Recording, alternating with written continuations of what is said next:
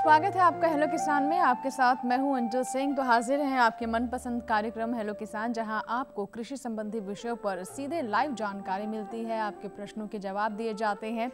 तो आज का हमारा विषय क्या है, जिससे संबंधित हमारे साथ कार्यक्रम में विशेषज्ञ उपस्थित हैं और साथ ही जिससे जुड़े हुए हम आज आपके प्रश्न कार्यक्रम में शामिल करेंगे, जिसके लाइव जवाब दिए जाएंगे। तो सबसे पहले जान लें आज का विषय। आज का विषय है रजनीगंधा में समसामयिक कार्य और खरीफ फसलों में पोषक तत्व प्रबंधन। तो दोनों ही विषय बहुत ही महत्वपूर्ण हैं। अगर रजनीगंधा की बात करें तो गर्मियों में होने वाला ये फूल है और ये नकदी फसल है, ऐसे में किसानों को अच्छा लाभ हो सकता है। खासकर वो किसान जो बड़े शहरों के आसपास है, उनके लिए एक अच्छा विकल्प है। तो इससे जुड़े हुए अगर आपके कोई प्रश्न है और अगर आप रजनीगंधा की खेती करना चाहते हैं तो भी हम आपको जानकारी देंगे विशेषज्ञ के माध्यम से। और दूसरा हमारा विषय खरीफ की फसलों से जुड़ा हुआ है। तो टोल फ्री नंबर आप नोट कर लें 1800111360 और दूसरा नंबर है 180011136061। दोनों ही टोल फ्री, यानी इस पर आपका कोई शुल्क नहीं लगेगा। आप सिर्फ हमें फ़ोन करें और अपनी बात हम तक पहुंचाएं। तो जो हमारे विशेषज्ञ हैं आज के विषय से जुड़े हुए, उनसे आपकी मुलाकात करवा देते हैं। हमारे साथ हैं डॉक्टर कृष्णपाल सिंह। आप फूल विशेषज्ञ हैं, प्रधान वैज्ञानिक, भारतीय कृषि अनुसंधान संस्थान पूसा नई दिल्ली में। और साथ ही साथ हमारे दूसरे विशेषज्ञ जो हैं उनसे भी हम आपकी मुलाकात करवाते हैं। हमारे साथ डॉक्टर मोहन सिंह जी मौजूद हैं। आप वरिष्ठ वैज्ञानिक हैं, कृषि विज्ञान केंद्र बिलारी मुरादाबाद में। बहुत बहुत स्वागत है। तो आप खरीफ फसलों में पोषक तत्व प्रबंधन की बात करेंगे और चलिए कार्यक्रम की शुरुआत करते हैं। आपकी कॉल्स का तो हमें इंतज़ार रहता ही है। तो सबसे पहले हम रजनीगंधा की जो फसल है उससे जुड़ी हुई जो बातें हैं उस पर बात कर लेते हैं। तो सबसे पहले मैं आपसे जानना चाहूँगी कि रजनीगंधा अभी किस स्थिति में है और किसानों को आप क्या बताना चाहेंगे? रजनीगंधा जो है ये लगभग पूरे साल ही हम इसकी खेती करते हैं और इसको लगाने का जो समय है वो देश के अलग अलग प्रांतों में, भागों में अलग अलग है। जैसे उत्तर भारत के मैदानी क्षेत्र हैं, वहाँ इसको फरवरी मार्च के महीनों में लगाया जाता है। जबकि जो हमारे देश के जैसे मध्य भारत के क्षेत्र हैं, जैसे महाराष्ट्र है, वहाँ इसको जून में लगाते हैं। जैसे नागपुर है, पुणे है, बम्बई है। और दक्षिण भारत में जैसे हैदराबाद है, वहाँ भी इसको जून में लगाते हैं। जैसे अंडमान निकोबार है, वहाँ इसको नवंबर दिसंबर लगाने की हम रिकमेंडेशन करते हैं। तो उसके हिसाब से फसल का प्रबंधन किया जाता है। फसल किस अवस्था में है, कैसी है। चलिए, इससे जुड़ी पहले हम रिपोर्ट दिखा देते हैं और फिर दूसरे विषय पर भी बात करेंगे।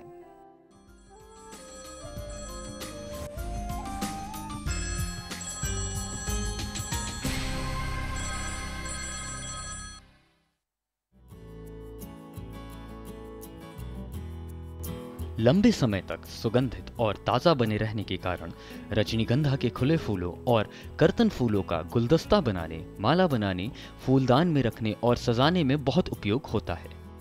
इसके फूलों से अच्छी और शुद्ध किस्म के 0.08 से 0.135% तेल भी प्राप्त होता है, जिसका उपयोग इत्र या परफ्यूम बनाने में किया जाता है, जो कि दूसरे इत्र या परफ्यूम से काफ़ी अच्छे होते हैं।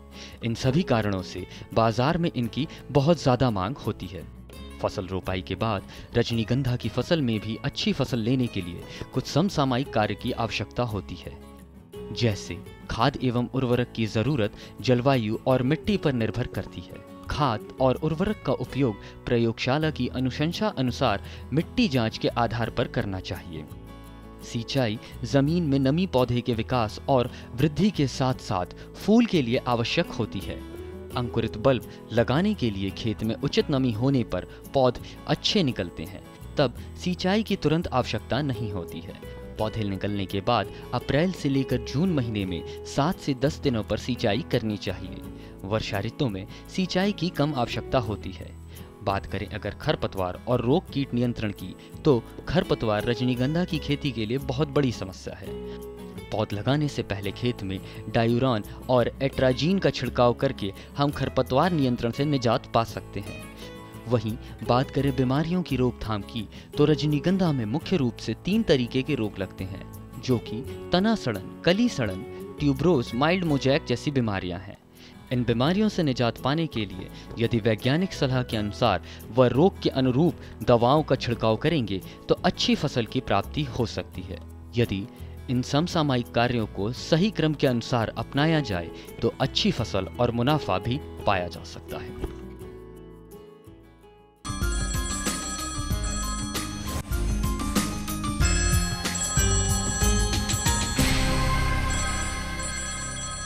तो अभी आपने रजनीगंधा के ऊपर ये रिपोर्ट देखी और हमने आपको बताया कि किस तरीके से रजनीगंधा की फसल के हमारे जो किसान हैं लाभ उठा सकते हैं, किस किस तरह की बाज़ार में मांग है और वैसे भी नकदी फसल है। और आज का जो हमारा दूसरा विषय है उस पर भी अब आपको बता दें। आज हमारा दूसरा विषय है खरीफ फसलों में पोषक तत्व प्रबंधन। डॉक्टर मोहन से हम समझते हैं खरीफ फसल में पोषक तत्व प्रबंधन कैसे महत्वपूर्ण है। डॉक्टर मोहन, आपसे जानना चाहेंगे क्योंकि खरीफ फसल की बात करें तो कहा जाता है कि खाद्य सुरक्षा के साथ साथ पोषण सुरक्षा के लिए भी ये फसलें बहुत महत्वपूर्ण हैं। जी, ऐसा है कि बिना पोषक तत्व के फसल का जो हम बात करते हैं कि उत्पादन की बात करते हैं, तो यदि पोषक तत्व हम पर्याप्त मात्रा नहीं लगाएंगे तो हमारे पोषक तत्व में मतलब उत्पादन में गिरावट आती है। बिल्कुल, इसीलिए पोषक तत्व बहुत जरूरी है और जमीन में भी पोषक तत्व की कमी होती जा रही है, इसीलिए पोषक तत्व लगाना बहुत ही अत्यावश्यक है। जी बिल्कुल। तो चलिए इस पर हम आगे बात करें, उससे पहले आपको एक छोटी सी फिल्म दिखाते हैं।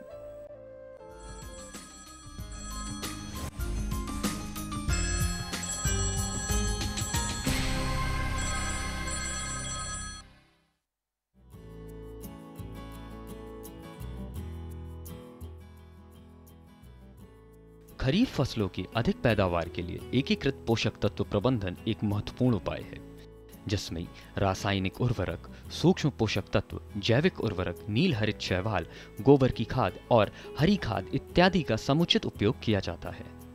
खरीफ फसल के उत्पादन में मुख्य पोषक तत्व नाइट्रोजन, फास्फोरस, पोटाश, जिंक आदि महत्वपूर्ण हैं, जिनकी भरपाई किसानों द्वारा रासायनिक उर्वरक की मदद से की जाती है। मृदा के स्वास्थ्य को बनाए रखने, मृदा की उपजाऊ शक्ति को बढ़ाने और लाभकारी सूक्ष्मजीवों की संख्या बढ़ाने के लिए एकीकृत पोषक तत्व प्रबंधन अत्यंत आवश्यक है। एकीकृत पोषक तत्व प्रबंधन का सबसे पहला सिद्धांत यह है कि फसल लेने के पूर्व मृदा प्रयोगशाला में मृदा की जांच कराई जाए, ताकि जांच की रिपोर्ट के आधार पर मृदा में उपलब्ध पोषक तत्वों की जानकारी प्राप्त हो सके, जिसके आधार पर पोषक तत्वों की सही मात्रा खेत में डाली जाए। किंतु सामान्य तौर पर किसान भाई अपनी मृदा की जांच नहीं कराते हैं, जिसका खामियाजा उन्हें अपनी फसल के नुकसान के रूप में उठाना पड़ता है। खरीफ की फसल के लिए 80 से 100 किलो प्रति हेक्टेयर नाइट्रोजन, 50 से 60 किलो हेक्टेयर फास्फोरस और 30 से 50 किलो प्रति हेक्टेयर पोटाश की मात्रा की सिफारिश की जाती है। खेत तैयार करते समय खेत में सड़ी हुई गोबर खाद अथवा कंपोस्ट खाद का 10 से 20 टन का प्रयोग किया जाए तो इससे नाइट्रोजन का अधिक उपयोग हो पाता है और पोषक तत्व प्राप्त होने के साथ साथ मृदा का भौतिक स्तर भी सुधरता है।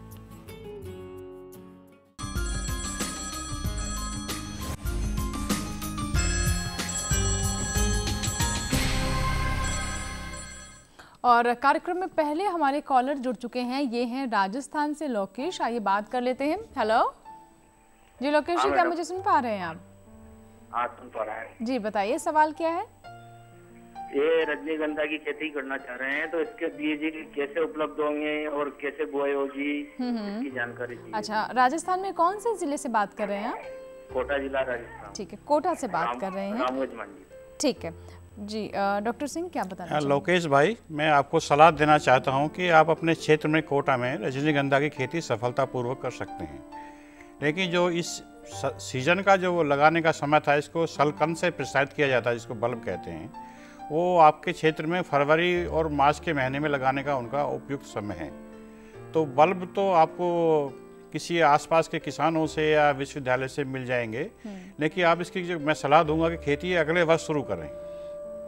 जी, यानी इस बार समय लगाने का समय निकल चुका है। हाँ। फसल लगा रोपाई का जो समय होता है बल्ब लगाने का, वो निकल चुका है। जी, तो अगले साल ये फरवरी मार्च में शुरू कर सकते हैं। ठीक है, फरवरी मार्च के लिए आप तैयारी करें लोकेश जी, और दिसंबर जनवरी में ये अपनी रोपण सामग्री की व्यवस्था करना शुरू कर दें, खेत की तैयारी वगैरह। जी बिल्कुल। और आज का हमारा पूरा कार्यक्रम आप देखिए, क्योंकि अगर आप रजनीगंधा की खेती करने के बारे में सोच रहे हैं तो उससे जुड़ी हुई बहुत सारी जानकारियाँ अगले 1 घंटे में आपके सामने इस कार्यक्रम के माध्यम से होंगी। और दर्शकों से कहेंगे अगर आपके भी कोई प्रश्न है तो आप हमारे टोल फ्री नंबर पर कॉल कर सकते हैं। नंबर हम साथ साथ लगातार फ्लैश कर रहे हैं, इन पर कॉल करें और आज के विषय से संबंधित जो सवाल हैं, अगर कोई जानकारी जानना चाहते हैं तो आप हमें फ़ोन कर सकते हैं। और डॉक्टर सिंह, मैं आपसे भी जानना चाहूँगी कि क्योंकि अभी तो जो किसान अभी जिन्होंने ली है रजनीगंधा की फसल, उन्हें अब आप क्या बताना चाहेंगे कि उन्हें क्या करना चाहिए फिलहाल? फिलहाल जिस किसानों ने जो हमारे उत्तर भारत में जो मैदानी क्षेत्र हैं उन्होंने अपनी फसल लगा दी होगी, वो करीब 2 महीने की 2.5 महीने की होगी। तो उसमें किसान क्या कर सकते हैं, कुछ कीटनाशक दवाएं हैं, इसमें कीड़े आते हैं, तो उसमें कुछ आप जैसे मेलाथियान है, इसका करीब 1.5 ml पर लीटर के हिसाब से 15 दिन के अंतराल पर इसको स्प्रे कर सकते हैं। आने का समय हो गया बारिश में अभी 1 महीने बाद बारिश आएगी, उसमें कुछ रोग आते हैं। जी बिल्कुल। जैसे ये ब्लूजूम ब्लाइट है, बेसल रोट है, तो उसके लिए किसान हमारे जो उत्पादक हैं वो क्या कर सकते हैं कि एक तो ये कैप्टान अथवा बावस्टिन, इन दोनों दवाओं का 2 ग्राम प्रति लीटर के हिसाब से घोल बनाकर 10-12 दिन के अंतर पर इनका एक दवा का छिड़काव कर सकते हैं, तो ये भी रोग आने की समस्या ना के बराबर हो जाएगी। जी ठीक है। अब मैं डॉक्टर मोहन आपसे समझना चाहूँगी, क्योंकि हम बात कर रहे हैं खरीफ की फसलों की और धान जो कि एक प्रमुख फसल है खरीफ की और हमारी खाद्य सुरक्षा के लिए भी बहुत महत्वपूर्ण है धान की हम बात करें। तो ये बताइए कि नर्सरी लगाने का सही वक्त क्या है, किसान कैसे इसकी तैयारी करें, जो कि मूंजी भी हम कहते हैं कई जगह पर। जी देखिए किसान भाइयों, इस समय नर्सरी लगाने का समय तो अब लेट ही होता जा रहा है। वैसे ये नर्सरी लगाने का समय जो होता है मई का लास्ट सप्ताह होता है और अब भी आप नर्सरी लगा सकते हैं। लेकिन ध्यान रखें कि 1 हेक्टेयर की नर्सरी 15 हेक्टेयर क्षेत्र के लिए पर्याप्त होती है। यदि हम 1 हेक्टेयर नर्सरी लगाते हैं तो 15 हेक्टेयर की पर्याप्त होती है। और किसान भाई यदि 1 हेक्टेयर जमीन में अपना धान रोपना चाहते हैं तो 700-800 वर्ग स्क्वायर मीटर में नर्सरी तैयार कर लें। और उसमें अपने हिसाब से पोषक तत्व का प्रयोग करें। और जब हमारी नर्सरी 25 से 28 दिन की हो जाए तो उस समय उसका अपने खेत में स्थानांतरण करके ट्रांसपोर्ट प्लांटिंग मतलब रोपाई कर सकते हैं। ठीक है, आगे मैं आपसे भी जानूंगी कि नर्सरी में किसानों को कौन कौन से पोषक तत्वों का प्रबंधन करना चाहिए, लेकिन उससे पहले कॉलर है नितेश है जिन्होंने मध्य प्रदेश से हमें कॉल किया, ये बात कर लेते हैं। हेलो जी नितेश जी, क्या सुन पा रहे हैं मुझे? अरे सर मेरे को एक प्रॉब्लम है सर, हम सोयाबीन लगाते हैं इस सीजन पे सर। हम जी क्या लगाते हैं? Soybean sir. अच्छा सोयाबीन, हाँ बताएं। तो सर वो हमें खरपतवार वो जो चारा उगता है सर, वो बोखनी करके है सर, वो लंबे पत्ते वाला। तो सर वो किसी की दवाई से खत्म नहीं होता है। अच्छा वो अच्छा, कुल मिलाकर आप ये कहना चाहते हैं कि सोयाबीन में खरपतवार की समस्या है, यही है ना सवाल आपका? ठीक है, मोहन जी क्या बताना चाहेंगे? तो देखिए मैं आपको ये बताना चाहूंगा, जब सोयाबीन बोते हैं उसी समय सोयाबीन बोने से पहले ही आप एक दवा आती है फ्लोक्लोरिन नाम की, उसके आप 2 लीटर मात्रा को 1000 लीटर पानी में घोल बना करके बुवाई से पहले जब खेती तैयारी करते हैं उस समय मिला दें। उसके बाद आप बुवाई करें। और वो नहीं कर पाते तो एक दवा आती है पेंडेमेथिलीन, बुवाई के तुरंत बाद, ये प्री इमरजेंसी होती है, बुवाई के तुरंत बाद 3.5 लीटर मात्रा को लेकर के और 1000 लीटर पानी में घोल बना करके बुवाई के सही 24 घंटे के अंदर यदि हम इसका स्प्रे कर देंगे तो किसी भी प्रकार का खरपतवार आपकी फसल में नहीं होंगे। तो ये ध्यान रखना पड़ेगा हमारे किसान भाइयों को कि स्प्रे करते हुए पीछे को वापस होंगे। एक लेयर बनती है उससे स्प्रे करने से, यदि आगे चलेंगे तो लेयर वो पैर से टूट जाएगी। इसलिए लेयर नहीं तोड़ने देनी है। पीछे को बैक स्प्रे करते पीछे को आना है। और ये ध्यान रखें कि वो केवल 24 घंटे या 30 घंटे के अंदर ही वो आपको पेंडामेथिलीन नाम की दवा का स्प्रे करना होता है। और उससे हमारे सारे खरपतवार नष्ट हो जाएंगे, जमेंगे ही नहीं। ठीक है, सुमेध है कॉलर है जिन्होंने हमें मध्य प्रदेश से कॉल किया है, ये बात करते हैं। हेलो सुमेध जी, क्या मुझे सुन पा रहे हैं आप? सुमेध जी, क्या आप तक मेरी आवाज पहुंच पा रही है? हेलो सुमेध जी, क्या मुझे सुन पा रहे हैं आप? हाँ मैडम पहुंच रहे हैं। हाँ बताइए, सवाल बताएं अपना। हेलो जी सुमेध जी, अपना प्रश्न बताएं। सुन रहा मैडम, अपना प्रश्न बताइए। सर मैडम मेरी जो कपास लगी है 25 मई से। प्रश्न मैडम मेरा ये है कि 25 मई से मेरा कपास लगा हुआ है, उसमें पीली पड़ रही है। अच्छा, कपास पीली पड़ रही है। कपास पीली पड़ रही है तो आप उसमें एक दवा एक आता है, एक कंपनी का आता है 18-18-18 NPK, आप उसका स्प्रे कर सकते हैं। एक NPK आता है 18-18, एक जल विलय उर्वरक होता है, आप उसका स्प्रे कर सकते हैं। पहला स्प्रे 1 किलो पाउडर लेकर के और आप 150 लीटर पानी में घोल बना करके आप उसका स्प्रे कर सकते हैं। जिससे कि आपको जो न्यूट्रेंट है नाइट्रोजन फास्फोरस का न्यूट्रेंट का पूरी मात्रा आपको मिल जाएगी। जी, और जी इसी के साथ हमें ब्रेक लेना होगा। हम दर्शकों से यही कहेंगे कि आप थोड़े से समय के लिए आपको रुकना है, हम तुरंत हाजिर होंगे और आपके प्रश्न ज़रूर कार्यक्रम में शामिल करेंगे, क्योंकि दोनों ही विषय बहुत महत्वपूर्ण है। आप कहीं मत जाइएगा, देखते रहें हेलो किसान। एक छोटा सा ब्रेक।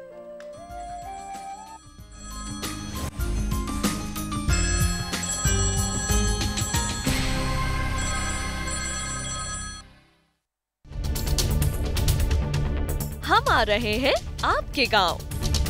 घूमते फिरते का कारवां पहुंच चुका है मथुरा में। हम आ पहुंचे हैं कांगड़ा जिले में। सामान्य ज्ञान के पूछेंगे सवाल।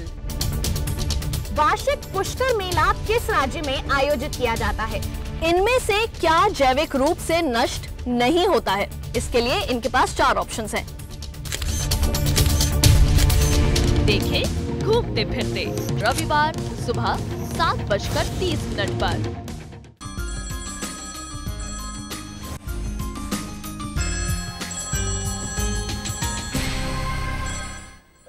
और ब्रेक के बाद हेलो किसान में एक बार फिर आपका स्वागत है। तो अगर आप अभी अभी हमारे साथ कार्यक्रम में जुड़े हैं तो आपको बता दें कि आज हम विषय लेकर आए हैं आपके लिए रजनीगंधा में समसामयिक कार्य और साथ ही खरीफ फसलों में पोषक तत्व प्रबंधन के बारे में हम आपको बता रहे हैं। इससे जुड़े बहुत सारे कॉलर्स हमारे साथ जुड़ रहे हैं और आपकी कॉल है। उससे पहले एक बार फिर से हम डॉक्टर मोहन से बात करते हैं। डॉक्टर मोहन, आपसे समझना चाहेंगे कि जो मैंने कहा था कि जो धान की नर्सरी तैयार कर रहे हैं किसान, उन्हें कौन कौन से पोषक तत्वों का ध्यान रखना चाहिए? देखिए, नर्सरी लगाने के बाद में आप 100 किलोग्राम नाइट्रोजन, 50 किलोग्राम फास्फोरस और 30 किलोग्राम पोटास प्रति हेक्टेयर के हिसाब से आप लोग छिड़काव कर सकते हैं नर्सरी में। और कभी कभी ऐसा देखा है कि नर्सरी में सफेद धब्बे आ जाते हैं और कई पीले धब्बे भी नर्सरी के अंदर हो जाते हैं। आमतौर पर होता है और ये खास करके 10-15 दिन के बाद नर्सरी में स्पॉट आ जाते हैं। तो इसमें हमारे किसान भाई 4 ग्राम ट्राइकोडर्मा का फंगिसाइड होता है, ट्राइकोडर्मा। इसे तो बीजोपचार भी करते हैं। हाँ, बीजोपचार भी करते हैं इससे। 4 ग्राम ट्राइकोडर्मा को 5 लीटर पानी के हिसाब से घोल बना करके यदि स्प्रे कर देते हैं हमारे किसान भाई 10-15 की अवस्था में, तो उससे भी पीलापन खत्म हो जाता है, फंगस आ जाता है। उसके बाद में यदि फिर भी पीलापन दिखाई देता है तो 0.5% का जिंक सल्फेट का घोल बना करके और 0.2% का फेरस सल्फेट का घोल बना करके यदि स्प्रे हमारे किसान भाई कर देते हैं तो जो सफेदपन का जो लक्षण होता है या पीलेपन का लक्षण जो जिंक की कमी से दिखाई देता है उसको दूर किया जा सकता है। अच्छा, ठीक है। तो बात रही कि कैसे जो नर्सरी में है आप पौध जो तैयार कर रहे हैं उसमें कौन कौन सी बातों का ध्यान रखना होगा। इस बीच एक कॉलर हैं मीरा गोयल, जिन्होंने हरियाणा से हमें फ़ोन किया है। ये बात कर लेते हैं मीरा जी से। हेलो मीरा जी, क्या मुझे सुन पा रहे हैं आप? Hello hello Meera ji.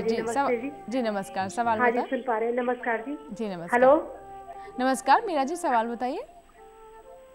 Hello हाँ जी, हम ये पूछना चाहते हैं कि हम पानीपत में से बोल रहे हैं, हम नर्सरी खोलना चाहते हैं अपने शहर में। अच्छा, किस चीज़ की किसी नर्सरी खोलना चाहते हैं? रजनीगंधा की। रजनीगंधा की नर्सरी, ठीक है। जी जी, बहुत अच्छा प्रश्न है आपका मीरा जी, बहुत अच्छा प्रश्न है। कैसे मैं आपको बताऊंगा डिटेल में, आप बीच में पूछ भी सकते हैं। ये पहले तो आप इसमें करिए, 2 तरह के ये रजनीगंधा होते हैं, एक सिंगल पेटल और डबल पेटल। तो आप जो जैसे अच्छे जो हमारे अनुसंधान संस्थान हैं, कृषि विज्ञान केंद्र हैं, वहाँ से ट्रू टाइप जो वैरायटीज हैं रजनीगंधा की, उनके बल्ब लीजिए और अपने यहाँ उसको लगाइए। आप इसको 1 साल नहीं बिकते, 2 साल भी मेंटेन कर सकते हो आप, कोई उसमें बल्ब खराब नहीं होंगे। उसके बाद आपको रजनीगंधा की तो बहुत डिमांड है, हरियाणा में भी, दिल्ली के आसपास भी, तो कोई बहुत डिमांड आ रही है, लाखों में लोग मांगते हैं, और गर्मियों में खास तौर पर खासकर। तो इसमें आप लगा सकते हो। चाहो तो मेरा आप नंबर नोट कर लीजिए, कभी दिल्ली आए तो व्यक्तिगत रूप से मिल सकते हो। 99-106 99-106 115 99। इसमें आपको क्या करना होगा, जो बल्ब हैं वो थोड़ा हेल्दी होने चाहिए, कटे हुए ना हो, रोग बल्ब कहाँ से प्राप्त कर सकते हैं? बल्ब जो हमारे प्रगतिशील किसान हैं उनके यहाँ मिल जाते हैं। तो ये क्या बल्ब भी तैयार कर सकते हैं अपनी नर्सरी? बल्ब जो इसका जो प्रसादन है, प्रोपेगेशन है, थ्रू बल्ब ही होता है रजनीगंधा का। तो पौधे तो नहीं होंगे, बल्ब भी इनको लगाए जाएंगे, तो उसी को मेंटेन करेंगे, उसी को बेच सकते हैं और अच्छा लाभ कमा सकते हैं। ठीक है। अभिषेक वर्मा एक कॉलर है, आइए बात करते हैं उनसे। हेलो हेलो जी अभिषेक जी, सवाल बताएं। हाँ, मैं ये जानना चाह रहा था कि अभी खरीफ की फसल के लिए कौन से उसमें मतलब मैं जैविक खेती में जाना चाह रहा हूँ, तो उसमें मुझे और क्या क्या करना चाहिए ताकि अच्छी फसल हो। अभी मैं किसानी में उतरा हूँ, मैं एस्पायरिंग फार्मर हूँ और मैंने अभी उसमें सॉइल टेस्ट भी करा है, अभी उसमें गुड़ाई करवाई है और अभी इसमें खाद में गोबर की डलवा रहा हूँ जी। वो एक अच्छी फसल के लिए उसमें क्या करना चाहिए जी। अभिषेक जी, सबसे पहले तो आप बधाई के पात्र हैं और आज के युवा जो खेती किसानी से जुड़ रहे हैं वो कुछ नया करना चाहते हैं और जैविक खेती को सरकार भी काफ़ी प्रोत्साहित कर रही है जो कि पर्यावरण के भी लिए बहुत अच्छा है। तो सबसे पहले तो आपको बधाई और आगे आपके जो प्रश्न है वो मैं आप चाहूँगी कि डॉक्टर मोहन उसका जवाब दें कि कैसे ये अपना सकते हैं। अभिषेक जी, बहुत अच्छा आपका सवाल है। देखिए, जब आप धान की सोचते हो धान बोना है, गेहूं कटने के बाद में धान की बुवाई होती है जी जी, तो आप गेहूं कटने के बाद में हरी खाद का प्रयोग अवश्य करें। हरी खाद में ढैंचा सने का ज्यादा प्रयोग किया जाता है और किसान भाई यदि हरी खाद में ढैंचा का प्रयोग करते हैं और जब हमारा ढैंचा 40-42 दिन की अवस्था का हो जाता है और उसमें 4 किलो बीघा का यूरिया डाल करके उसकी पलटाई कर देते हैं और तब ढैंचा की बुवाई की जाए। लेकिन ये तो ये जैविक करना चाहते हैं, जैविक खेती करना चाहते हैं, तो कैसे कह रहे हैं कि जैविक खेती कैसे करें? जैविक में ही तो उसमें हमको फिर ज्यादा ऊन लगाना पड़ेगा। अच्छा। यदि हम ढैंचा भी तो हमारे जीवन कार्बन मिलेगा ना, कार्बन मिलेगा इससे। हरी खाद है, हरी खाद से, हरी खाद जैविक तो है, जीवांश के द्वारा, इसमें कोई केमिकल, जैविक खाद कहते हैं जीवों से बनी हुई खाद। तो एक हमारा जीवांश खाद है, इससे ह्यूमस बनता है, जीवांश कार्बन बनता है और कार्बन % बढ़ता है। तो यदि ये जैविक खेती करना चाहते हैं तो इनको सबसे पहले ढैंचा बोना पड़ेगा। ठीक है। और जब ढैंचा 40-42 दिन की अवस्था हो जाएगी तो अभी बोल सकते हैं ढैंचा, ये अभी समय है नहीं, अब तो नहीं है। तो आपके जुलाई का फर्स्ट वीक और जून के लास्ट वीक में तो ट्रांसप्लांटिंग रोपाई का समय है। यदि ये लेट वैरायटी बोना चाहते तो ढैंचा भी बो सकते हैं और जो 30-35 दिन की अवस्था में ढैंचा की पलटाई कर भी सकते हैं, 40 दिन की अवस्था में कर सकते हैं।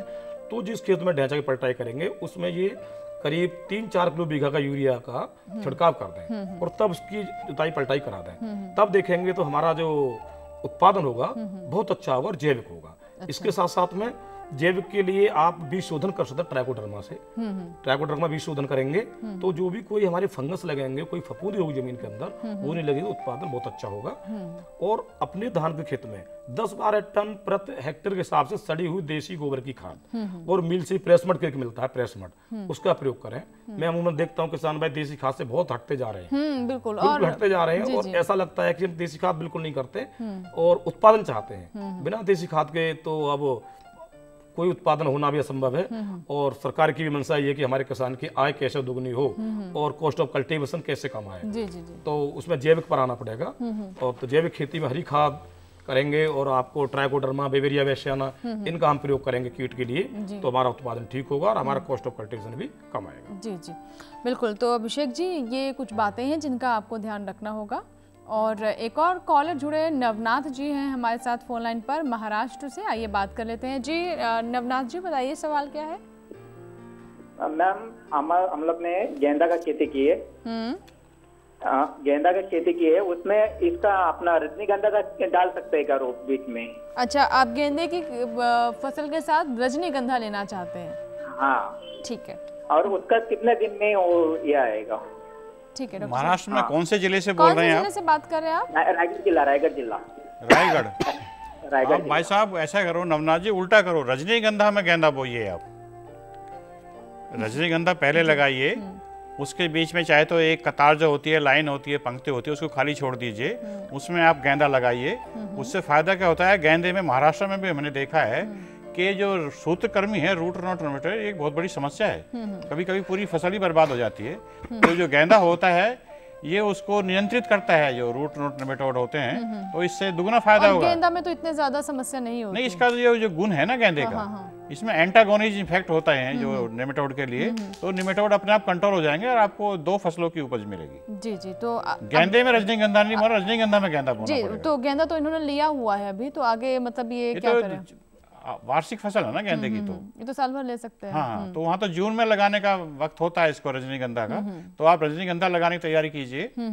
अभी जून शुरू हुआ है, उसके बीच में चाहे तो एक पंक्ति खाली छोड़ दीजिए और उसमें गेंदे की खेती कीजिए आप जी। फसल की जो सुरक्षा है वो भी होगी और इनका उत्पादन भी बढ़ेगा। राकेश कुमार एक कॉलर है मध्य प्रदेश से। जी राकेश जी, बताइए सवाल।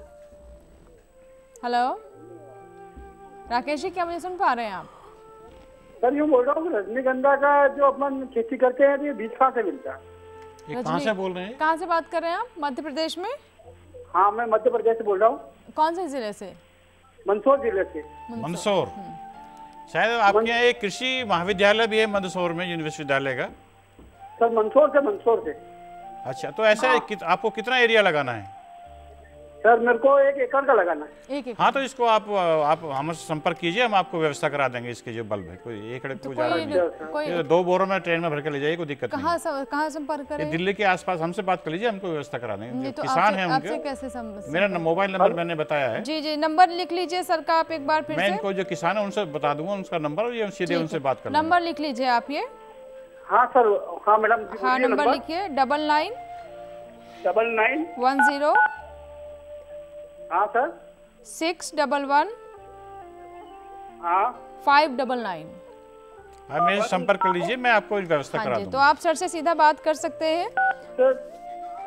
ठीक जी। इसका रेट कोई ज्यादा नहीं होता, ये लेते 25-30 पैसे 50-60 पैसे एक बल्ब मिल जाता है। डिपेंड करता कैसी पार्टी है, कैसा बल्ब है, क्या सीजन है। कोई आसानी से मिल जाते हैं बल्ब, कोई दिक्कत नहीं है। ठीक है। और खरीफ फसलों पे हम बात कर रहे थे धान के ऊपर, तो मैं चाहूँगी कि आगे आप इस पे विस्तार से बात करें, लेकिन उससे पहले मैं आपसे रजनीगंधा पे और बातें जानना चाहूँगी कि वैरायटी कौन कौन सी लें? इसमें अगर आपको देखना पड़ेगा, 2 तरह की किस्में होती हैं, सिंगल पेटल वाली, डबल पेटल वाली। अगर आपको केवल खुले लूज फ्लावर के लिए, एसेंशियल ऑयल के लिए इसकी खेती करनी है तो सिंगल पेटल की वैरायटी लेनी पड़ेगी, जैसे मैक्सिकन सिंगल है, अर्का श्रृंगार है, अर्का प्रज्वल है, अर्का निरंतरा है, आपके ये फूले रजनी हैं। जी। अगर आपको केवल कट फ्लावर के लिए करना है, कर्तित पुष्पों के लिए, तो आपको डबल वैरायटी सेलेक्ट करनी पड़ेगी। जी। जैसे पर्ल डबल है। जी, हम नंबर जो आपका नंबर दे दिया हमने, और साथ ही साथ अब किसमें जो पर्ल डबल है, चला रहे हैं, हैदराबाद डबल है, सुहासनी है। तो ये 3-4 वैरायटी जो बहुत पॉपुलर है डबल में, तो इनकी खेती आप कर सकते हैं। जी। ठीक है, तो हमने वैरायटीज भी बता दी हैं, नंबर भी हमारे जो मेहमान हैं उन्होंने अपना बता दिया है, तो आप चाहे तो उनसे सीधे भी संपर्क कर सकते हैं और इन वैरायटीज को भी अपने। ज़्यादा वेरिएबिलिटी नहीं है, केवल सफेद फूल ही मिलते हैं। जी। हार्डली पूरे कंट्री में या वर्ल्ड में 15-20 वैरायटी ज़्यादा इसकी रिलीज नहीं है वैरायटी जो नेम्ड वैरायटीज है। बाकी तो कलकत्ता में कलकत्ता सिंगल, नवसारी गए नवसारी सिंगल, पूना गए पूना सिंगल, लोकल नाम रख लेते हैं। जी, चलिए इसी के साथ ही हमारे लिए वक्त हो गया एक छोटे से ब्रेक का। अब बने रहे हमारे साथ, देखते रहे हेलो किसान।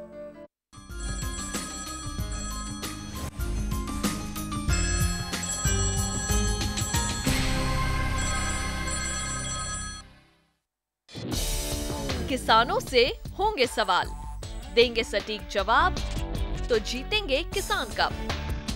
किसानों का खुला मंच, नजर रहेगी कृषि वैज्ञानिकों की।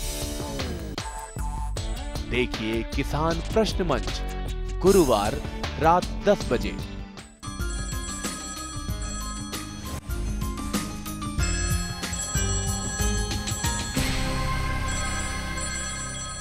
और ब्रेक के बाद हेलो किसान में एक बार फिर आपका स्वागत है। तो आज हम रजनीगंधा की बात कर रहे हैं और साथ ही साथ आपको खरीफ फसलों में पोषक तत्व प्रबंधन पर भी जानकारी दे रहे हैं। इस बीच एक कॉलर जुड़ चुके हैं, विशाल हैं, जिन्होंने फोन हमें लगाया है, बात करते हैं उनसे। हेलो जी, विशाल जी नमस्कार, सवाल बताइए।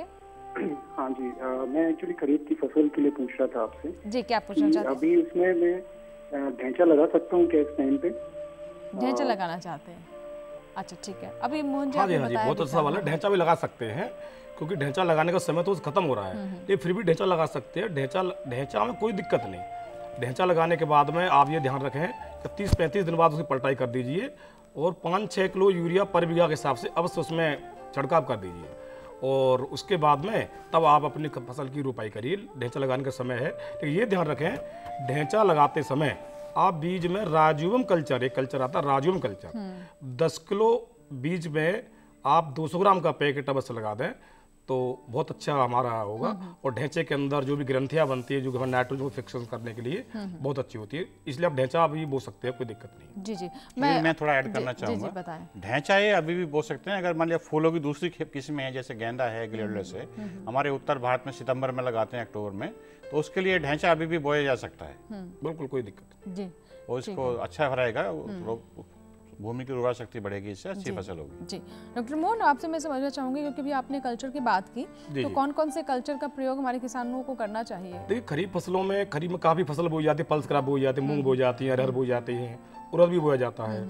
तो इसमें एक कल्चर आता है राजोम कल्चर, जो भी मैं बात कर रहा था, जिसके की एक बहुत कम मात्रा में हजारों बैक्टीरिया पाए जाते हैं जो कि इनकी जड़ में रह करके इन्वायरमेंट से, वातावरण से नाइट्रोजन का फिक्सेशन कर देते हैं। इसी कारण से नाइट्रोजन कम पल्स क्रॉप के अंदर लगाते हैं। एक तो राजम कल्चर होता है, एक होता है पीएसवी कल्चर, फास्फोरस सोलुलाइजिंग बैक्टीरिया, जो फास्फोरस को घुलनशील बनाता है। क्योंकि देखा गया है कि जो हम डीएपी एनपीके जो लगाते हैं तो पूर्ण रूप से घुल नहीं पाती है। तो डीएपी और एनपीके के अंदर फास्फेट तत्व होता है, घुल नहीं पाता है। तो उसको घोलने के लिए एक पीएसवी कल्चर का प्रयोग किया जाता है। तो हमारे किसान भाई इसमें पीएसवी कल्चर का भी प्रयोग कर सकते हैं। और साथ साथ ये भी कहना चाहूँगा कि जो पल्स क्रॉप हमारे किसान लगाते हैं, सल्फर पर वैसे ध्यान दें। सल्फर, क्योंकि सल्फर प्रोटीन की मात्रा को बढ़ाता है। तो 20 किलोग्राम सल्फर प्रति हेक्टेयर हमारे किसान भाई अपने खेत की बुवाई के समय प्रयोग कर सकते हैं। ठीक है, मान सिंह कॉलर हरियाणा से, आइए बात करते हैं। हेलो मान सिंह जी, बताइए सवाल। हेलो जी मान सिंह जी, बताइए क्या पूछना चाहते हैं? यस, हम ग्वार की खेती करते हैं। अच्छी बात है, आगे बताएं सवाल क्या है? ये कि ग्वार बीजते हैं, उसमें यूरिया डीपी नीचे डालना चाहिए, नहीं डालना चाहिए? ठीक है, बहुत अच्छा सवाल है आपका। ग्वार, देखिए ग्वार बहुत अच्छी फसल है, चारे में भी आती है और दाने में भी आती है। लेकिन ग्वार में यूरिया नहीं डालना चाहिए, कम डालना चाहिए। मतलब 10 से 15 किलोग्राम नाइट्रोजन डालना चाहिए, ज्यादा यूरिया की मात्रा नहीं डालनी चाहिए ग्वार में। 10 से 15 किलोग्राम नाइट्रोजन और 30 से 40 किलोग्राम फास्फोरस और 20-25 किलोग्राम पोटास प्रति हेक्टेयर को डालना चाहिए ग्वार के अंदर। लेकिन ये देखा जाता है कि जिस खेत में हम ग्वार बोते हैं उस खेत की उर्वरता शक्ति अपने आप बढ़ जाती है, क्योंकि ग्वार की पत्तियां जो होती हैं वो नीचे गिरती हैं और उसकी जड़ के अंदर काफ़ी राजोबियम नाम के बैक्टीरिया भी पाए जाते हैं। इसलिए ग्वार बोते समय ज़्यादा नाइट्रोजन की आवश्यकता नहीं पड़ती है। मुश्किल चाहे 10-15 किलोग्राम नाइट्रोजन प्रति हेक्टेयर हिसाब से प्रयोग किया जा सकता है ग्वार के अंदर। और एक मैंने ये भी देखा है, मेरा खुद का रिसर्च है भाइयों, कि यदि जिस खेत में ग्वार बोते हैं और उस ग्वार के बाद में जो अगली फसल जो बोते हैं, हमारे किसान कहते हैं मोथा नहीं मरता है। जिस खेत में यदि ग्वार बोया जाता है और मोथा होता है तो अगले आने वाली फसल में कभी मोथा जीवन में होता नहीं है। अच्छा। ग्वार वाली फसल में मेरे किसान भाई बहुत सवाल है कि जिस खेत में ग्वार बोया जाएगा और आगे आने वाली फसल में मोथा के किसान शिकायत दिखाते हैं, मोथा कभी नहीं हो सकता। किसान भाई बहुत सवाल है, ग्वार में मोथा नहीं होगा इंदा फसल का। जी जी। तो खरीफ में अभी हमने बात की, कुछ दालों के भी सवाल आ ही गए अपने आप में। हमने धान पर बात तो की ही, तो मैं चाहूंगी कि आप मूंग, अरहर, उड़द की बुआई के बारे में भी बताएं, उसमें कैसे पोषक तत्व प्रबंधन किया जाए। देखिए इस समय खरीफ में मूंग, उड़द, अरहर की बुवाई का समय मई में स्टार्ट हो जाता है बोने का समय, और जून चल रहा, पर्याप्त समय चल रहा है। तो मैं ये कहूँगा खेत की तैयारी करें। 10 से 12 टन देसी खाद की तो बात करेंगे कि जैविक की तो बात होना ही है। 10-12 टन प्रति हेक्टेयर के हिसाब से देसी गोबरी खाद किसान भाई अवश्य डालें। वही राजोबियम कल्चर 10 किलो बीज के अंदर 200 ग्राम का राजोबियम कल्चर का प्रयोग अवश्य करें। और करना कैसे होता है, किसान भाइयों को एक घड़ा ले लें, एक बाल्टी ले लें, उसमें 10 किलो बीज डाल लें और उसमें आधा लीटर पानी लेकर के और उसमें करीब 50 ग्राम गुड़ घोल लें और उस गुड़ को उस बर्तन में डाल लें, बाल्टी हो या हमारा कोई एक घड़ा है, और उसमें पूरे को उसको हिलाएं मिलाएं। तो जो उसकी जो कल्चर है उसकी लेयर उसके ऊपर जम जाएगी। और उसमें से निकाल करके बर्तन में से फिर उसको छाया में सुखा लें और उसको फिर शाम को या सुबह को उसको बुवाई करें। तो वो हमारा बहुत अच्छा नाइट्रोजन का फिक्सेशन भी होगा और किसी प्रकार की दिक्कत नहीं आएगी। एक तो इस प्रकार करें। और नाइट्रोजन, फास्फोरस, पोटास की बात करते हैं तो सल्फर 20 किलोग्राम सल्फर प्रति हेक्टेयर आप बेसल डोज में दें और 200 किलोग्राम जिप्सम। जिप्सम बहुत अच्छा होता है, जब जैविक की बात कर जिप्सम, जिसमें कैल्शियम होता है और सल्फर होता है। 23% कैल्शियम होता है और 18% सल्फर होता है जिप्सम के अंदर। तो 200 किलोग्राम जिप्सम प्रति हेक्टेयर हमारे किसान भाइयों को जो भी दलहनी फसल होती है उसमें अवश्य डालना चाहिए। ठीक है, एक कॉलर है कृष्ण पाल है उत्तर प्रदेश से, आइए बात कर लेते हैं कृष्ण जी से भी। हेलो जी कृष्ण जी। जी कृष्ण पाल जी, सवाल बताइए। मैडम जी, वो जो गन्ना की खेती है ना, गन्ना की खेती में जो गोब होती है ना ऊपर, वो गोब सूख रही है जी। अच्छा ठीक है, बहुत अच्छा सवाल है। और मैं गन्ने पर भी आपसे प्रश्न पूछने वाली हूं। आप कर सकते हैं, खरीफ की फसल है गन्ना भी। लेकिन गन्ने की गोब सूखने के कई कारण होते हैं। हो सकता है गन्ने की गोब में कीड़ा हो, कीड़ा भी हो सकता है, और कभी का हमने देखा है कि 0238 वैरायटी ऊपर से सूखती भी आती है, पत्तियां सूखती आती है। जब मेरे किसान भाई का गोब का सवाल है, गोब सूख रही है तो उसमें कीड़ा हो सकता है, तो उस कीड़े के लिए एक दवा आती है, वो क्लोरोपाइरीफास नाम की दवा आती है, उसका आप 1.5 से 2 ml दवा ले करके और पर लीटर पानी के हिसाब से स्प्रे कर देंगे तो उसका कंट्रोल हो जाएगा। और एक दवा भी आती है, यदि आप करना चाहते हैं तो एक दवा आती है जो काफ़ी महंगी भी होती है, काफ़ी महंगी दवा होती है, उसको कोराजन नाम से किसान भाई को हम बताते हैं, कोराजन। उसका लाभ क्या होता है जी? लाभ क्या है? लाभ क्या होता है कोराजन? कोराजन क्या है, एक तो महंगी बहुत होती है, इसलिए किसान को रिकमेंड नहीं करते हैं, लेकिन वो पूरी सूंडी को मार दे। जो गोब के अंदर जो किसान भाई सवाल आ रहा है कि सूंडी लग रही है, गोब सूख रही है, उसमें आप उसका कोराजन स्प्रे करेंगे तो बढ़िया, लेकिन स्प्रे नहीं करना होता, कोराजन ड्रेंचिंग करना होता है। उसको आप होल बना लें और उसको नोजल खोल करके और उसके बिल्कुल मैडे के ऊपर को, मैडे के जो गन्ने की लाइन होती है, गन्ने के ऊपर उसको ड्रेंच किया जाता है। ड्रेंचिंग मतलब पूरा तरह से पूरे से तल किया जाता है, इसलिए पानी की कमी होने देनी चाहिए और वो कीड़ा जो होता है कीड़ा मर जाएगा और दूसरे पौधे के अंदर वो कीड़ा नहीं जाएगा। ठीक है, चलिए इसी के साथ ही हम एक छोटा सा ब्रेक लेंगे, कहीं मत जाएगा, बने रहे हेलो किसान के साथ।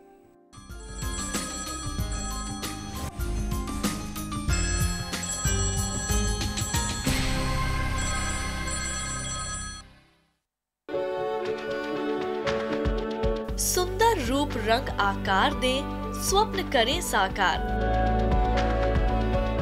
स्वच्छ रख पंचतत्व को, धरा का करे विकास।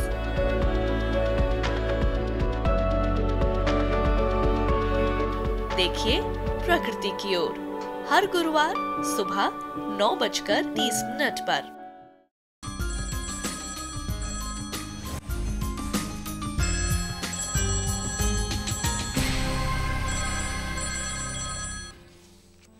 ब्रेक के बाद एक बार फिर आपका स्वागत है। तो बहुत सारे हमारे दर्शक जो हैं हमें कॉल कर रहे हैं, लेकिन कुछ ऐसे भी हमारे दर्शक हैं जो कि हमारे हेलो किसान कॉल सेंटर पर फ़ोन करते हैं और अपने प्रश्न रिकॉर्ड करवाते हैं, तो हम उनके कार्यक्रम में उनके सवाल भी शामिल करते हैं।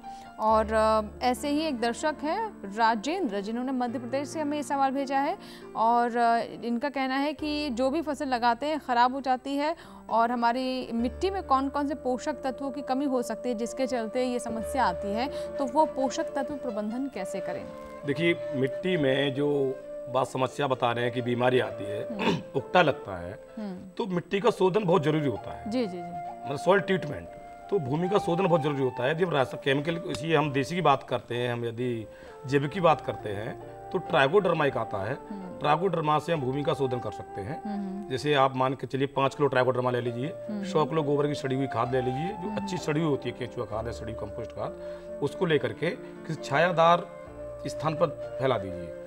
तो उसको जब वो 10-12 दिन तक वो ग्रो करेगी, फफूंदी होगी, और उसको हम अपने खेत में शाम के समय मिला देंगे जुताई करते समय। तो जो फंगस है जमीन के अंदर, फंगस, तो फंगस को खाता है, तो हमारा सॉइल का ट्रीटमेंट हो जाएगा। जब केमिकल की बात करते हैं तो केमिकल में आता है क्लोरोपाइरीफास आता है जो कीटनाशक को मारता है, ट्राइकोडर्मा भी आता है जैविक में, उसको भी हम लोग इसी पर घोल वो बना करके देसी खाद मिला करके भूमि का शोधन कर सकते हैं। अब बात आती है पोषक तत्व की। देखिए, पौधों की वृद्धि के लिए 16 पोषक तत्व की आवश्यकता होती है। जी जी बिल्कुल। जो कि 3 पोषक तत्व ऐसे होते हैं जो कि हमको प्रकृति से मिलते हैं, कार्बन, हाइड्रोजन, ऑक्सीजन, और 6 पोषक तत्व ऐसे होते हैं जो कि हमको उर्वरक से मिलते हैं। कुल मिलाकर 16 पोषक तत्व होते हैं जिनको बड़े और छोटे पोषक तत्व में माना गया है। जो नाइट्रोजन, फास्फोरस, पोटास जो पोषक तत्व होते हैं, इनको प्रधान पोषक तत्व कहा गया है। इनके बिना कोई फसल नहीं होती है। और 3 पोषक तत्व कैल्शियम, मैग्नीशियम, सल्फर, इनको गौण पोषक तत्व कहते हैं, इनको भी जरूरत पड़ती है। कुल मिलाकर 7 पोषक तत्व ऐसे हैं जो मेजर न्यूट्रिएंट कहलाते हैं, इनका प्रयोग किया जाता है। और 7 पोषक तत्व ऐसे होते हैं जिनको माइक्रो न्यूट्रिएंट कहते हैं। जिंक है, बोरान है, मैग्नीज है, मैग्नीशियम है, सूक्ष्म पोषक तत्व। सूक्ष्म काफी जिंक की कमी से धान में खेरा रोग लग जाता है। अब ये बात कर रहा था कि नर्सरी में फेरस की कमी से सफेद रोग लग जाता है, तो ये बहुत जरूरी होते हैं।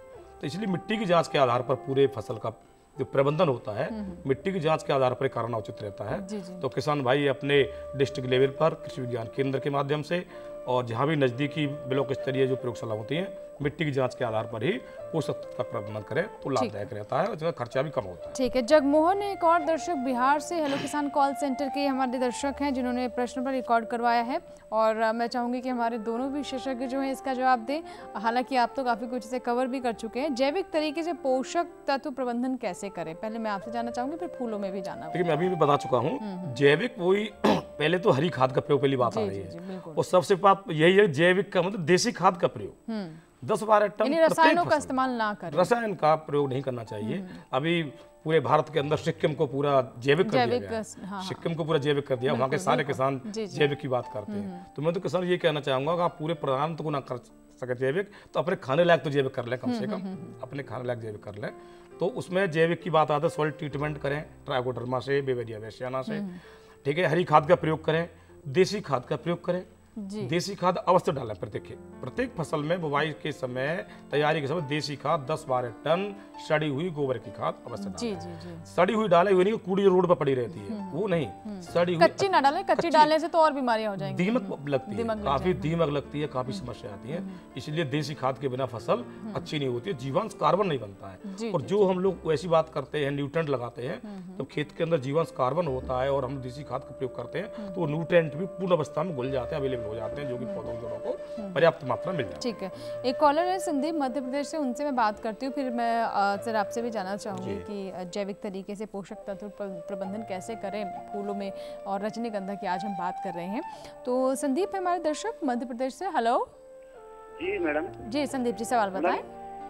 मैडम अपना ये है कि मतलब हमने लगाई है अपने 1 एकड़ में गन्ना लगाया अपने 1 एकड़ में गन्ना। अच्छा, हाँ। तो क्या जानना चाहते हैं आप? मैडम जी ये जानना चाहता हूँ कि उसमें कीड़े ज्यादा लगते हैं मैडम जी, कीड़ा लगता है, थोड़ी सी जानकारी। कुछ पूछना हाँ जी, हाँ जी। देखिए, कीड़ा लगते हैं, अभी बता रहा था कि भूमि शोधन बहुत जरूरी है। जो कीड़े लगते हैं वो भूमि से ही लगते हैं, इसीलिए आप सोइल का ट्रीटमेंट कर लेंगे तो कीड़ा नहीं लगेगा। लेकिन हमारे किसान भाई को ध्यान रखना चाहिए, जब बुवाई करते हैं उसी समय कूड़ों के ऊपर जब हम कांची डालते हैं उसमें गूलों में, उस समय कीटनाशक स्प्रे करना चाहिए। कीटनाशक आप नोट कर सकते हैं, एक दवा क्लोरोपायरिफास आती है, क्लोरोपायरिफास आती है, इमिडाक्लोरपिड भी आती है।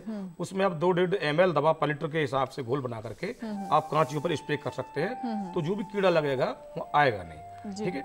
और ये हम धूल भी प्रयोग कर सकते हैं, डस्ट भी, कार्योफ्यूरन वगैरह आता है, इसको भी हम लोग 25 किलोग्राम प्रति हेक्टेयर के हिसाब से अपने खेत में प्रयोग कर सकते हैं। और यदि बाद में महसूस होता है, लगता है, तो काटाफ आती है, काटाफ 4G के नाम से, उसको भी हम लोग 20-25 किलोग्राम प्रति हेक्टेयर के हिसाब से अपने खेत में प्रयोग कर सकते हैं। तो किसान भाई ध्यान रखें, जब काटा प्रयोग करते हैं खेत में नमी होना चाहिए, नमी की अवस्था में काटा काम करता है, तो तभी वो कीड़े को मार पाते हैं। डॉक्टर सिंह, आप बताने वाले थे कि कैसे जैविक तरीके से पोषण।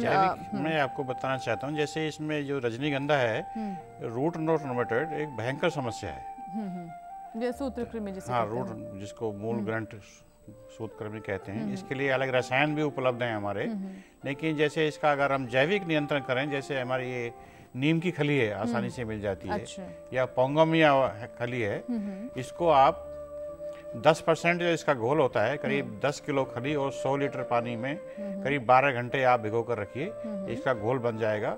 और जो पौधे की जड़ें होती हैं, जो तना होता है, जो रोगग्रस्त पौधे हैं, वहाँ इसको करीब 150 से 200 मिलीग्राम जो घोल है उसको डालिए और इसका सूत्रकृमि का नियंत्रण प्रभावी तरीके से हो जाए। जी। और पोषण कैसे करें? पोषक तत्व पोषण में आज जैसे करते हैं, इसको जो पोषण तत्व नाइट्रोजन, फास्फोरस, पोटास, 3 पोषक तत्व मुख्य है रजनीगंधा के लिए। इसमें नाइट्रोजन की जो 1/3 मात्रा है वो पौधरोपण के समय या बल्ब लगाने के समय, और फास्फोरस, पोटास की पूरी मात्रा। नाइट्रोजन जो है उसको हम 3 भागों में विभक्त करके देने की संस्तुति करते हैं। पहली रोपण के समय, दूसरी करीब 2 महीने बाद जो आप लगा सकते हैं आजकल, या लगा दी होगी, और तीसरी करीब 3 महीने बाद। उससे जो है हमारा लगातार जो फूल निकलते रहते हैं, ज्यादा फूल हमको मिलेंगे। ठीक है। एक कॉलर है, प्रदीप है पंजाब से, उन्होंने हमें फोन किया है, आइए बात कर लेते हैं। हेलो प्रदीप जी।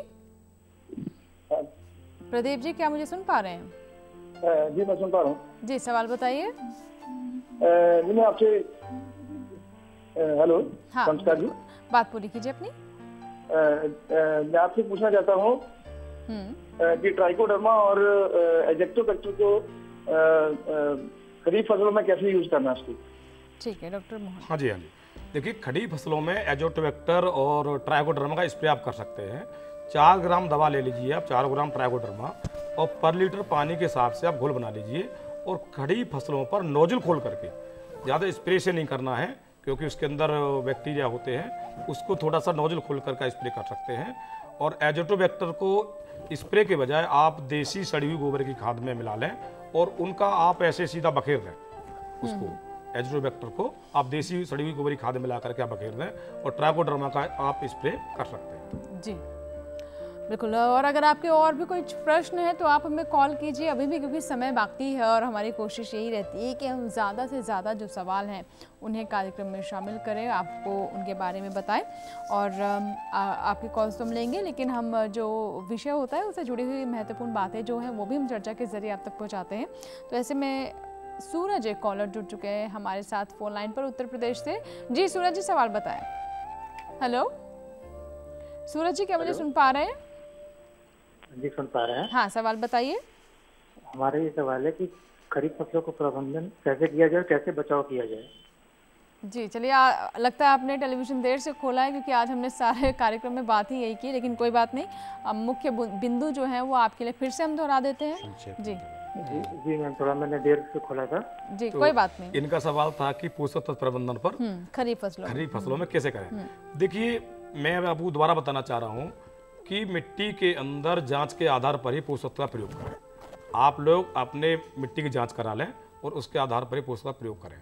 साथ साथ एक आता है, जैसे नाइट्रोजन की हम बात करते हैं, जैसे कोई वैज्ञानिक आपको लिखते हैं लेबोरेटरी में कि 150 किलोग्राम नाइट्रोजन या 120 किलो नाइट्रोजन आपको धान में देनी है पूरी सीजन में, तो ध्यान कर रखें नाइट्रोजन की आधी मात्रा और फास्फोरस और पोटास और जिंक सल्फेट की पूरी मात्रा आप लोग उसको तैयारी के समय ही, जब हम लोग रोपाई करते हैं, जब खादल काटते हैं, उस समय प्रयोग कर देना उचित रहता है।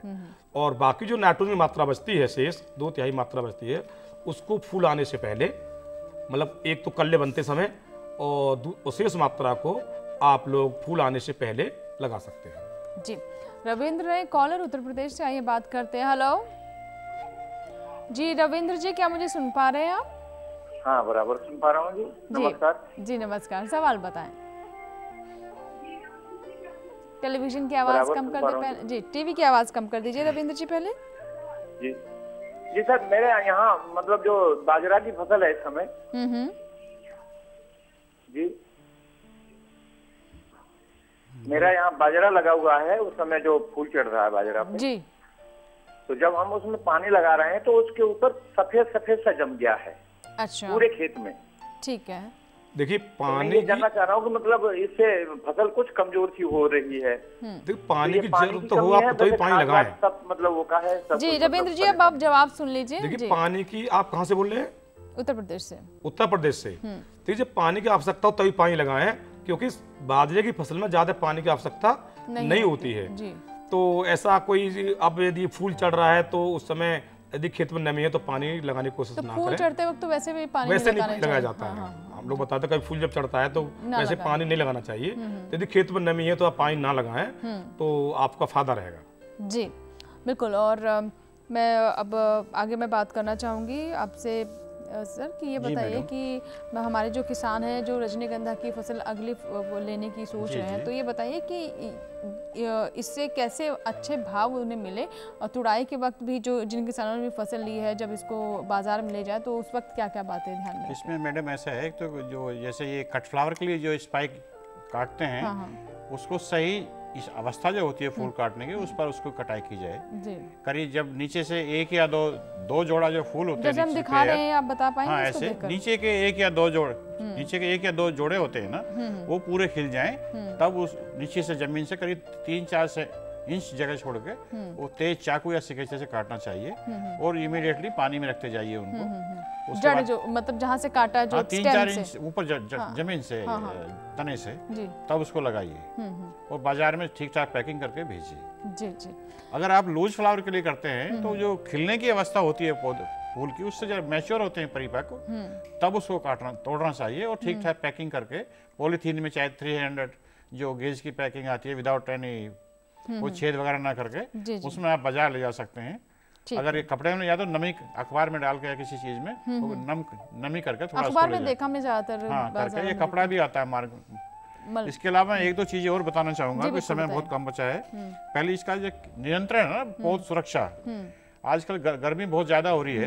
एक तो इसमें ये माइट्स बहुत आएंगी, पौधे की पत्तियां पीली पड़ जाती हैं, ऐठ जाती हैं। उसके लिए एक इमीडाक्लोरोपिड दवा आती है, जिसकी 0.5 आधा जो ml मात्रा है वो पौधों पर स्प्रे करना पड़ेगा। जी जी जी। उसके बाद जो है एक वो थ्रिप्स भी आते हैं, उसके लिए कैल्थेन होती है एक रसायन या डाइकोफिल, 2 मिलीलीटर प्रति लीटर की दर से आपको छिड़काव करना पड़ेगा। लगातार 10-15 दिन के अंतराल पर कर सकते हैं। उसके अलावा आपको रोग बहुत आएंगे, बरसात शुरू हो जाएगी तो उसके लिए रोग नियंत्रण बहुत जरूरी है। जैसे ब्लूजूम ब्लाइट आती है, बिल्कुल बिल्कुल, बेसल रोट आएगा, आपने पहले भी बताया। जी हाँ, तो उसके लिए भी आप ये कार्बेंडाजिम या कैप्टान का 2 ग्राम प्रति लीटर की दवा से जो इसका दवा है उसका स्प्रे कर सकते हैं। एक कॉलर है, बात कर लेते हैं उनसे। जी कॉलर से हम बात करते हैं। अवधेश जी बताइए क्या सवाल है आपका? अवधेश जी, हेलो। मैं मक्का करना चाहता हूँ। क्या करना चाहते हैं? मक्का करना चाहता हूँ। अच्छा, मक्के की खेती करना चाहते हैं? 3 एकड़। अच्छा, तो क्या जानना चाहते हैं? नहीं, जानना क्या चाहते हैं समस्या? मैम 3 एकड़ मक्का करेंगे हम, तो हमें उन्नत बरसात वाली मक्का करेंगे, मुझे उन्नत किस्म का बीज बता दीजिए। चलिए अविदेश जी, बहुत अच्छा प्रश्न है, मैं चाहूंगी थोड़ा जल्दी से बता दें। देखिए, मक्का आप कर रहे हैं तो मक्का में आप सबसे ध्यान रखें कि पोषक तत्व 120, 40, 60 किलोग्राम नाइट्रोजन, फास्फोरस, पोटास का प्रयोग करिए और 25 किलोग्राम जिंक सल्फेट आप अवश्य अपनी मक्का की खेती वैरायटी बता दें डालिए। तो आप कहाँ से बोल रहे हैं? उत्तर प्रदेश से। उत्तर प्रदेश से आप बोल रहे हैं, तो उत्तर प्रदेश में तो आप किस जिले से बोल रहे हैं? आप देखिए, उत्तर प्रदेश में अलग अलग वैरायटी है, अलग उधर को पूर्वांचल अलग है। आपके नजदीक में कोई कृषि अच्छा इकाई हो जो आपके क्षेत्र सुटेबल वैरायटी हो, आप अपने उनके ही अकॉर्डिंग ही बात करिए, जो क्योंकि आपका वहाँ की लैंड कैसी है, कैसी मिट्टी है, कृषि विभाग से मिलकर के या कृषि विज्ञान केंद्र से मिलकर के अवधेश जी, क्योंकि अब फोन भी उनका कट गया तो हम जान नहीं पा रहे हैं कहाँ से हैं वो। बहुत बहुत शुक्रिया, आप दोनों मेहमान स्टूडियो में आए और हमारे दर्शकों की कॉल्स लिए, आपने इतने विस्तार से जानकारी दी दोनों ही विषय पर, बहुत बहुत धन्यवाद। और इसी के साथ ही आज हेलो किसान में फिलहाल इतना ही, लेकिन हमारे अगले एपिसोड का विषय क्या है वो आप जान लें। अगला विषय है अक्षय ऊर्जा योजना और बायोगैस प्लांट, तो इस पर हम बात करेंगे। और अगर आप चाहें तो अपने प्रश्न हम तक ईमेल के माध्यम से पहुंचा सकते हैं hellokisan2015@gmail.com। और आगे आप फेसबुक से भी हमें संपर्क कर सकते हैं। करना आपको ये, फेसबुक पर जाए, सर्च बॉक्स में हेलो किसान टाइप करें, हमारा आईडी खुल जाएगा जिसे आप फॉलो कर सकते हैं, ऐड कर सकते हैं और वॉल पर अपने प्रश्न साझा कर सकते हैं और ये प्रश्न हम तक पहुंच जाएंगे।